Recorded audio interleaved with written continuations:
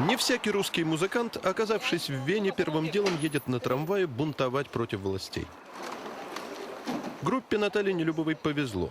Организаторы их австрийских гастролей попросили музыкантов сыграть на акции протеста в саду Огартеншпиц, где власти решили построить музыкальную школу. Вот тут собираются строить, вот на этой площадке собираются строить ужасно некрасивое здание. И мы протестуем. Австрийский бунт расслабленный и эстетичный, с вином, песнями и в костюмах эпохи барокко. Именно тогда появился Огартеншпиц, первый в Австро-Венгрии общедоступный парк. Музыкальная школа – дело хорошее, но сохранить парк гораздо лучше, рассуждают защитники старой венской культуры.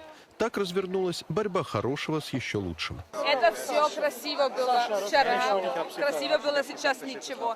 Это все они сделали сегодня очень рано утром, понимаете? Да. И сейчас ничего, кошмар.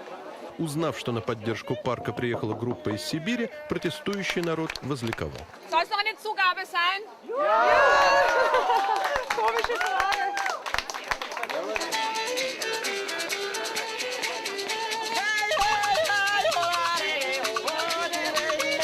Борис Еремеев с шаманским бубном призвал духов Сибири не позволить венской мэрии реализовать свой варварский проект. Парки и кафе – это места, где настоящий австриец проводит лучшее время своей жизни. Шперль – самое старое кафе Вены. Здесь еще эрцгерцог Фердинанд баловался кофеем.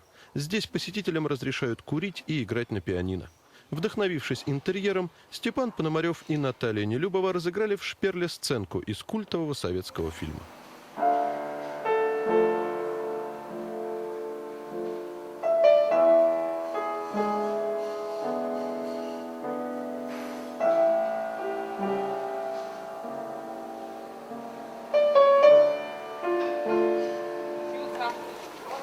А потом отправились в джаз-клуб «Порги и Бес», который пригласил их на эти гастроли.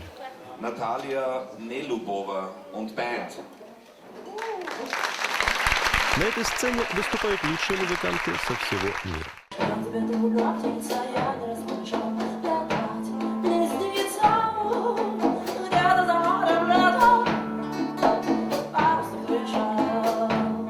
Успех превзошел скромные провинциальные мечты. 250 человек собралось, чтобы послушать группу из Сибири. И то, что песни были на непонятном русском языке, их не смутило. Мало ли на свете языков. Главное — музыка.